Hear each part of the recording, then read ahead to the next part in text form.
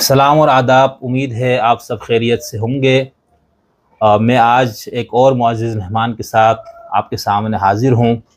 جیسے کہ آپ احباب کو معلوم ہے، میں نے مختلف مذاہب مسالک کے اہل علم سے گفتگو کا ایک سلسلہ شروع کیا تھا، تو یہ اسی سلسلے کی ایک کڑی ہے۔ تو آج میرے ساتھ موجود ہے سید عامر نجیب صاحب۔ سید عامر نجیب صاحب ماشاءاللہ سے بہت ایک علمی شخصیت بھی ہے، تحریکی شخصیت بھی ہیں، اور اس کے ساتھ ساتھ آپ نے اپنے بالکل اوائل جوانی سے اپنے آپ کو دین فہمی، دین کی خدمت، ان کے لیے آپ نے اپنے آپ کو وقف کیے رکھا، اور ہم خود ذاتی طور پر کافی عرصے سے عامر صاحب کو جانتے ہیں۔ 1994 میں مسلک اہل حدیث کی طرف سے ایک رسالہ جاری ہوا تھا صراط مستقیم کے نام سے، تو اس کے آپ چیف ایڈیٹر تھے، اور پھر اس کے بعد وہ بند ہوا میرے خیال سے۔ اس کے کافی عرصے بعد پھر الصراط کے نام سے ایک رسالہ نکالا آپ نے، اور اس کی بھی آپ چیف ایڈیٹر تھے، اور پھر اس کے بعد حدیبیہ کے نام سے میرے خیال سے 7 روزہ تھا، 15 روزہ ایک اخبار نکالا تھا، اس کے بھی آپ چیف ایڈیٹر تھے۔ اور اس کے ساتھ ساتھ آپ کی ایک بہت اہم کتاب ہے جو خاص طور پر مبلغین کو، دین کی دعوت پہ کام کرنے والوں کو لازماً وہ کتاب دیکھنی چاہیے، وہ ہے دعوتی تحریک، ضرورت اور طریقہ کار۔ اس وقت آپ ماشاءاللہ سے ادارہ فروغ قرآن و سنت کے مدیر ہیں، اور اس ادارے کے تحت تقریباً 9 یا 10 ادارے مزید چل رہے ہیں پورے ملک میں، اور مرکزی جمعیت اہل حدیث پاکستان کے مرکزی عاملہ کے آپ رکن بھی ہیں، اور سندھ میں مرکزی جمعیت اہل حدیث پاکستان کے سینئر ڈپٹی جنرل سیکریٹری بھی ہے۔ تو آپ کی پوری زندگی شعور سنبھالنے کے بعد سے، اور جب سے ہم ان کو جانتے ہیں، بہت متحرک آپ کی زندگی یعنی تحریکی رہی ہے، اور دین کے لیے بہت ان کے اندر تڑپ اور ایک ہمدردی اور ایک درد آپ کے اندر۔ تو میں نے یہ چاہا کہ میں ان سے کچھ گفتگو کروں، اور اس میں ظاہر سی بات ہے چونکہ میں عامر صاحب کو مسلک اہل حدیث کے ایک شخص ہے، تو اس حساب سے میں ان کے مسلک کی اس پہ بھی کچھ سوالات میں کروں گا، اور پھر اس کے بعد کچھ ان کے جو اہل حدیث مذہب مسلک آپ جو بھی کہیں وہ پھر عامر بھائی بتائیں گے کہ کیا ہے وہ، تو اس کے حوالے سے اندرونی ان کے کچھ چیزوں پہ بھی میں نے سوال کرنی ہے۔ تو عامر بھائی بہت بہت شکریہ آپ کا، آپ نے مجھے ٹائم دیا اور میری عزت افزائی کی آپ نے یہاں تشریف لا کے۔ عامر بھائی، میں پہلے مسلک اور فرقے اس پہ بات کرنے سے پہلے ایک دو بنیادی قسم کے میں سوالات کرنا چاہتا ہوں۔ تو پہلا میرا سوال یہ کہ آپ کی نظر میں جب ہم لفظ مذہب، ریلیجن، دھرم، دین، جس زبان نے بھی ہم بلتی میں ہم چھوس بولتے ہیں اس کو، تو جب یہ لفظ ہم بولتے ہیں تو اس کا آپ کے ابھی تک کا جو حاصل مطالعہ آپ کو غور و فکر ہے وہ کیا ہے؟ یعنی ہم آپ کسی کو بتائیں گے کہ دین یہ ہے، ابھی ہم اسلام اس کی بات نہیں کر رہے کہ نفس ریلیجن کیا ہے، اور پھر اس کے ساتھ یہ ہے کہ دیگر مذاہب سے جو اسلام ہے اس کو کیا انفرادیت حاصل ہے۔ شمس الدین صاحب، پہلے تو بہت شکریہ، آپ نے یہاں ایک سلسلہ شروع کیا ہوا ہے، اور اس میں ہمیں بھی اس قابل سمجھا کہ اظہار خیال کا موقع ایک مل گیا ہے۔ مذہب انسان کی فطری طلب ہے، اور اس کے بغیر انسان جو ہے، جس طرح پیاس لگتی ہے، جس طرح بھوک لگتی ہے، جس طرح اور خواہشات جو انسان کے ساتھ لگی ہوئی ہیں، اسی طرح یہ مذہب بھی اس کی ضرورت ہے۔ ہر انسان جو ہے فطری طور پر یہ چاہتا ہے کہ جب وہ مشکل میں ہو تو کسی کو پکارے، جب جو ہے کسی کے سامنے اپنا سرنڈر ہو، اور کسی کے سامنے کسی کی عبادت کرے، تو یہ فطری طور پر ہے، اور ہر انسان ہی کا کوئی نہ کوئی مذہب ہے، اور اسی وجہ سے وہ یہ پوری انسانی تاریخ ہی اس بات کی گواہ ہے کہ مذہب کے بغیر کبھی بھی انسان زندہ نہیں رہا، بلکہ اس سے جو لوگ یہ مذہب کا انکار کر کے اور الحاد کی طرف جاتے ہیں یا الحاد کی بات کرتے ہیں، جب تھوڑی سی گہرائی میں اترے ہیں تو پتہ چلتا ہے کہ وہ بھی کوئی نہ کوئی مذہبی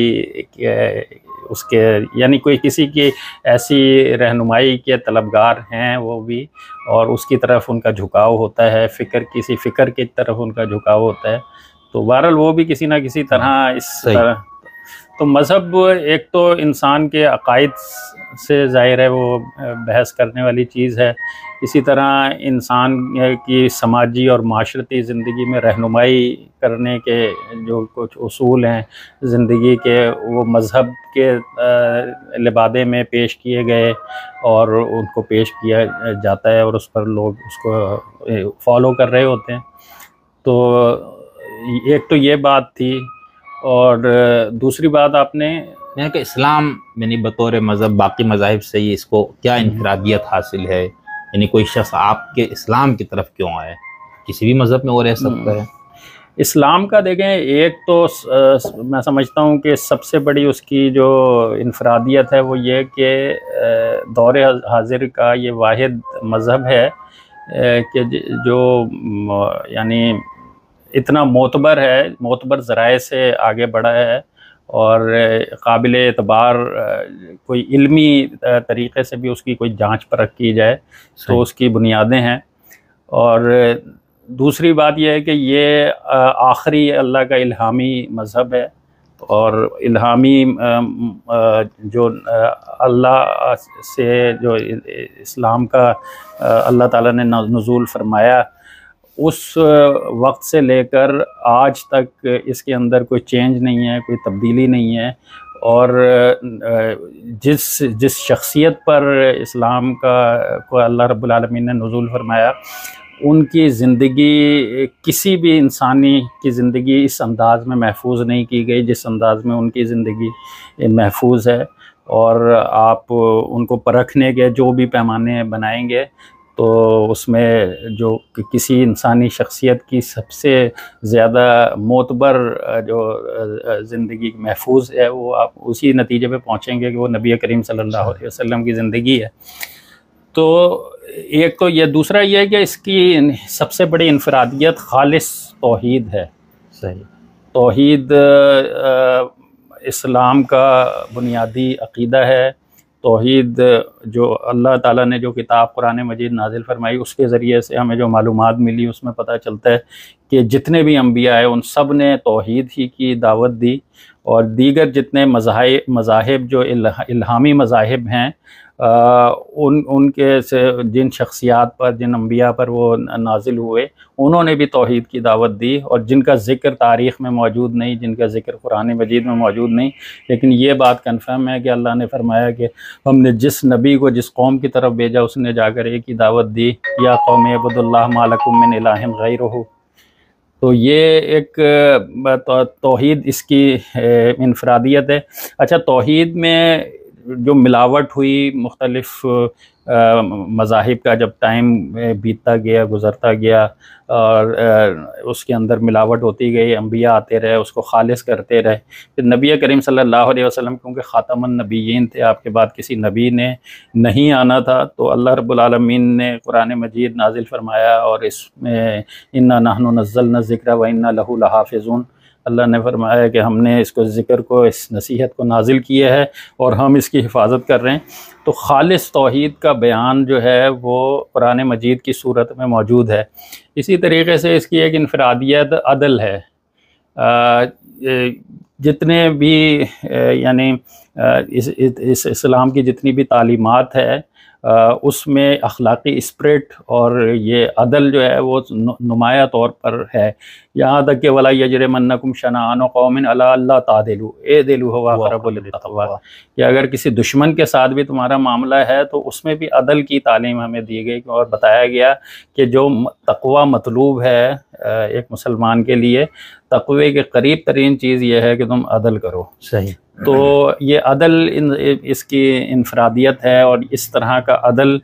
جو نبی کریم صلی اللہ علیہ وسلم کی زندگی سے بھی ہمیں ملتا ہے، اور آپ کے بعد خلفائے راشدین کی زندگی سے بھی، اور جتنے بھی اہل ایمان تاریخ میں اسلام پر قائم رہے انہوں نے اسی کو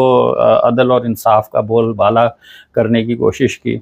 اسی طرح یہ اسلام کی انفرادیت ایک یہ ہے کہ یہ صرف عبادات اور اخلاقیات کا مجموعہ نہیں ہے،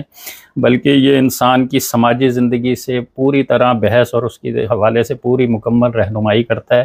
ان کی خانگی زندگی ہو، ان کی کاروبار ہو، معیشت ہو، ان کی سیاست ہو، معاشرت ہو، بین الاقوامی سیاست ہو، ہر ایک سے متعلق جو ہے وہ رہنمائی فراہم کرتا ہے. تو یہ ایک کچھ چیزیں ہیں جو دیگر مذاہب سے اس کو ممتاز کرتی ہیں. بہت اچھا، بہت مہربانی، شکریہ آپ کا.